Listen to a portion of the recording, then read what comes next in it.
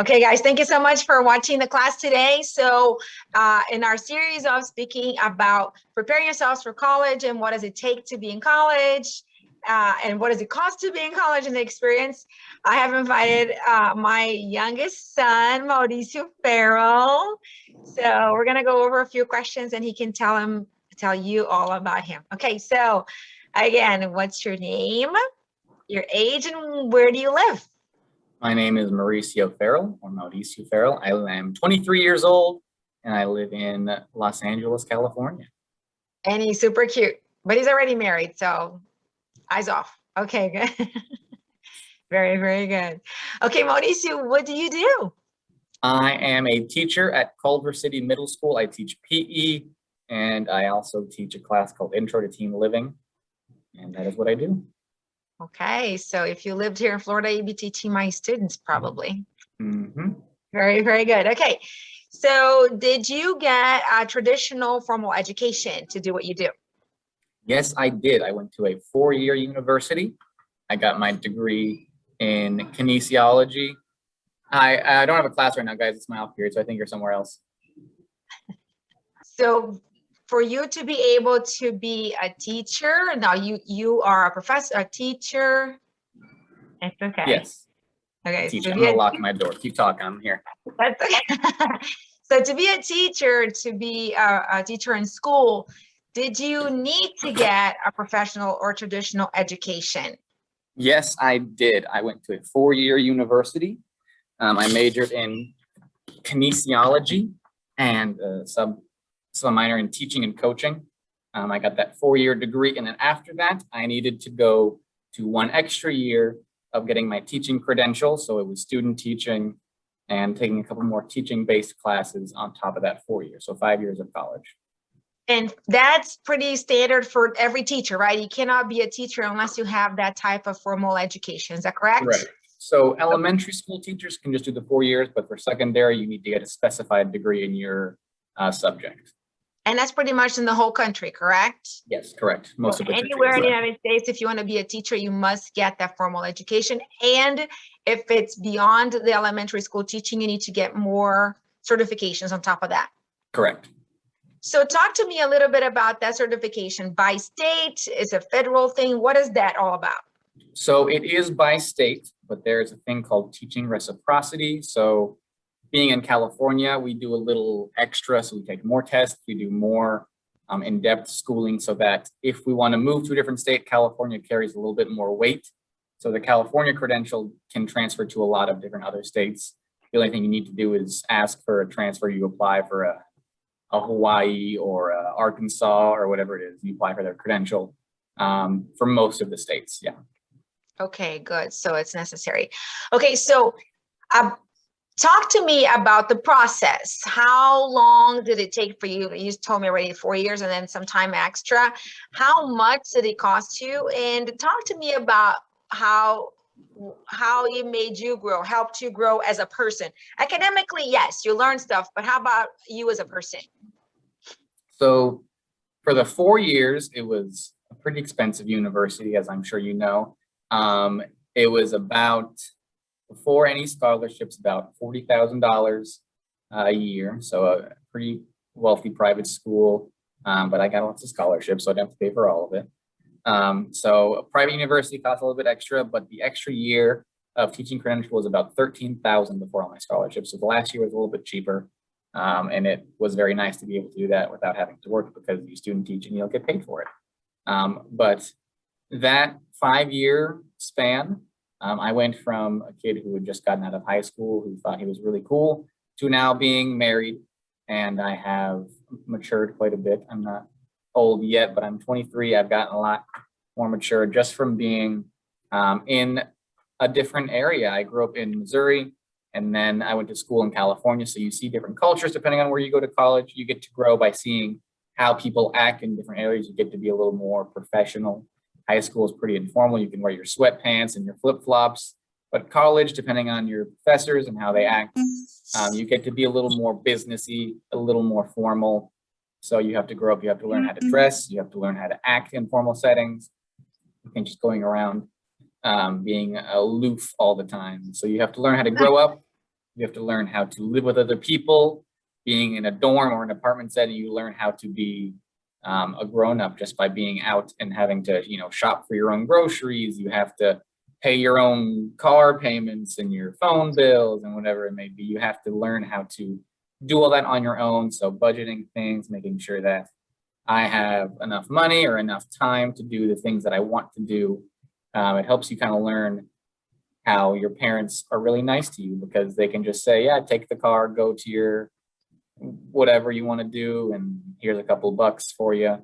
It changes your perspective on life, because now it's like, okay, well, do I have the time to go out and eat food with my friends? Do I have the money to pay for gas and pay for the meal and be able to not have to worry about that and lose sleep over the 30 bucks I spent tonight? So it helps you grow just by being an adult in the world. You learn about what actually goes into being a grown-up and having your own life. That's pretty good. I'm glad you learned. I hope you didn't lose sleep over 30 bucks. I hope that was not your game. Okay. So we have gone through some classes that teaches kids about choosing that, and then talked about also what if you do choose the traditional way of going to school, what are some ways that you can afford to do that? Can you tell us a little bit about how you just finished school, you're already working, so how were you able to afford your school? What kind of package did we get together for you to be able to afford going to a $1,000 a year, $40,000 a year?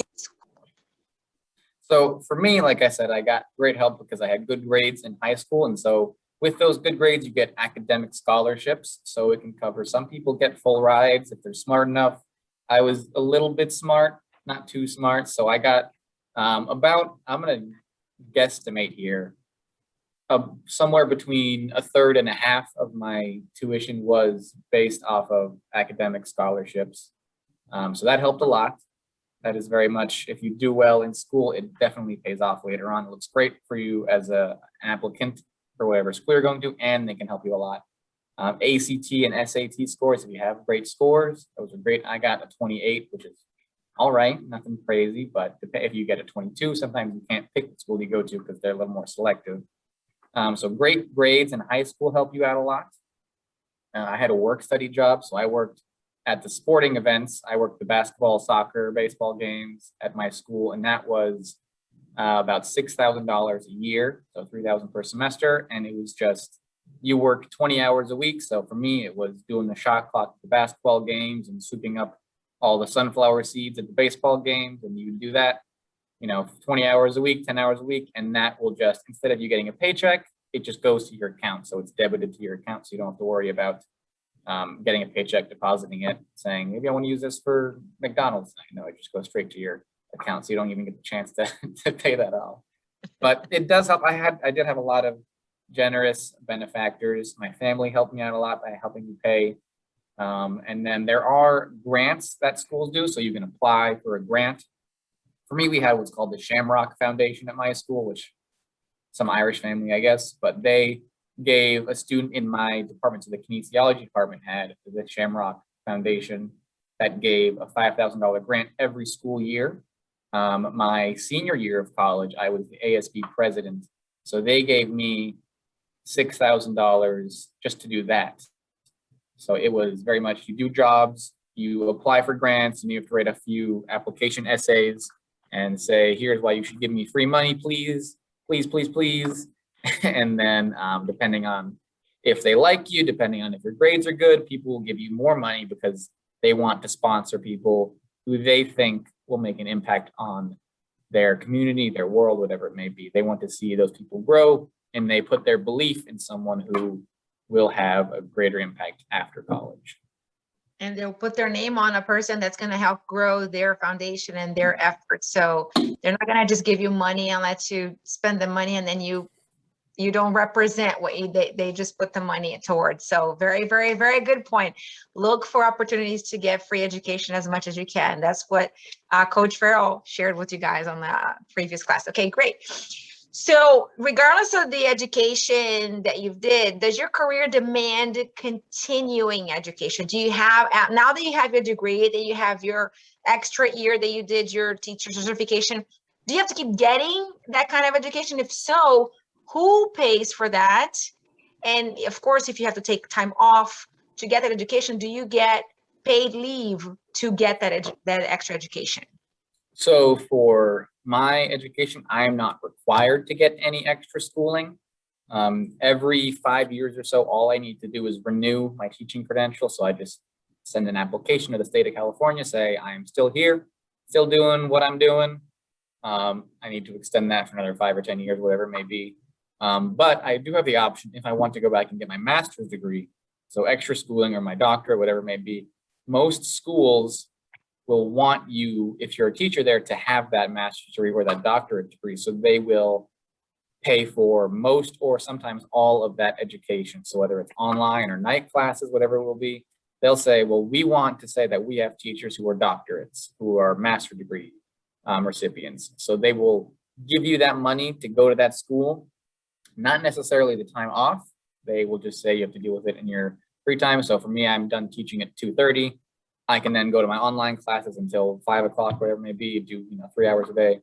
And you can plot that time out yourself. But once you get that degree, they do give you an extra 5,000 or 6,000 a year, 7,000 if you have a doctorate, whatever it may be. They will give you an extra pay raise if you choose to get that extra education, because like I said, they're wanting to put on their resume as a school, yes, we have people who are highly educated, that they know what they're talking about. They have more than just the bare minimum. They have an extra degree, they have an extra 2 degrees, and they're smart people, so we pay them more. As long as you get the smarts while you're going to school, you're good to go, and the school's good to go with that, right? As long as you have a piece of paper that says right. That says that you did get the education. Very, very good. Okay, tell us. You can tell that you enjoyed your career, you enjoyed your education, but tell us, is this your passion? Is this what you do with your passion? Yes, this is my passion. Tell us about it. So as many of you people probably know, teachers aren't making millions and billions. I'm not up there with Elon Musk. So it is definitely something that if you don't enjoy it, like with any other job, it's not worth your time. So for me, my passion is helping people in this kind of weird stage of life. So middle school and high school is what I'm credentialed to teach. And when I was in middle school and high school, you can ask Mrs. Farrell, I needed a little bit of guidance, and I was a weird person. So people who are in whose shoes I am now in, they helped me along that road. And for me, I have never been great at anything besides sports, athletics type of stuff. I can do math, kind of. I can add and subtract things. I can, pour some chemicals in a Bunsen burner, but I don't know what I'm doing. So I'm not really great at those things. I don't know the presidents off the top of my head. I can't do that. So PE, sports, that's what I've been involved in. My dad being a basketball coach, and he taught PE back in the day. That is kind of just what I've lived with and what I've been involved in my whole life. So athletics for me is, the first option, is the stuff that I know the most and that I'm most passionate about. So it is a passion for me, helping students with things that I know how to answer. I would hate to be an accountant, or I would hate to be a salesman, because if someone asks me a question, I'm just like, I don't care, man, because it doesn't matter. Because I'm not passionate about that and I don't know how to answer. But being in a situation where you're the one who's in charge and you're the one who says, okay, here's how we do this. Here is the answer to your question. I can answer that because I went to school for this. I studied this. I know this stuff. And it's something that I keep up with because I love it so much. That for me is great, because I'm not feeling like I'm working. I'm feeling like I'm just doing stuff and they're paying me, $4,000 a month just to be here and do what I enjoy. And that's the biggest thing for me, is knowing that if I was an accountant, they get paid great. Plumbers, electricians get paid great, but I don't love that. I could go to school and learn about that and I would know what I'm doing, but it wouldn't be fun for me. So when I see people who are like, I just did this because it pays well, that is like, well, you're not going to be wanting to do it for very long because you're going to kind of burn out fast. So that for me was kind of the deciding factor. It's not what can I do to support my family, but what can I do that I won't feel annoyed with waking up every day, because I have to be here at 7 a.m. So getting up at 5:30 and driving through an hour of traffic to get here at 7 and hang out with 11-year-olds all day. If you don't enjoy that, then it's going to be a little difficult to do all of that. So it is my passion. It's what I love to do. And I've been doing it for quite a bit, whether it's teaching swim lessons when I was a lifeguard or coaching elementary school basketball kids, whatever it is. I've been doing this for about 6 years in some capacity. I've been teaching, and I really enjoy it. I really love every minute of it. And it's something that, like I said, I don't feel like I'm doing work. I'm not like, if I was a manual labor guy, for me, this is like, I'm just sitting here taking a drink of my water and hanging out and talking to people. And at the same time, I'm getting paid and doing what I enjoy. So if you don't love what you do, find a different career. Very, very good. Good advice. Good advice. Now, in hindsight, okay, you were in high school and it was like the last minute, we decided that you're going to go to California instead of Pennsylvania. You remember that? I didn't tell that story to the kids very yet. hectic.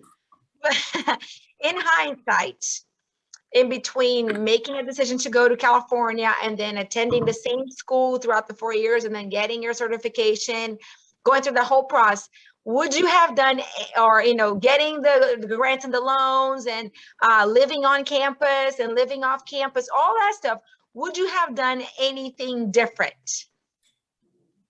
The way that I see life and the world, I personally would not have done anything different, because I believe where I'm at right now is where I'm supposed to be. And I'm very happy with where I am. So I think if I changed anything along the way, for me personally, I'm a married man, like you heard her say. In my mind, if I wasn't doing the jobs that I did over the summer in California, I wouldn't have met my wife and I wouldn't be married right now. If I didn't choose to go to California, I'd be married to some random woman in Pennsylvania for no reason, and I would hate my life. So everything that I've done is kind of led me here, and I'm very much happy with where I am right now. So I have no issue with where I am right now. I'm going to stand up so my lights turn back on. Yeah. In California, they have power saving. So I am very happy with the way that my life has worked. Like I said, I'm a very firm believer that where I'm at has been lined up. But if one thing was changed, I would not be happy, because I know that even though in the moment it doesn't seem like you're having a great time sometimes, in the moment when you're at work and you're like, this job sucks, why am I flipping burgers at McDonald's right now? But that then helps you go to your college, that helps you meet the same people that you meet and get to where you're going and further your education, whatever it may be. So my life, I think, is very laid out and set for me, and I'm very happy with how it is. And I think it is the perfect version of my life, the way that has worked out. So I would change nothing. I would not do one thing differently. I would not even change the time I woke up at or the breakfast that I ate. I think everything has culminated very well to where I am right now, and I'm very happy with my position.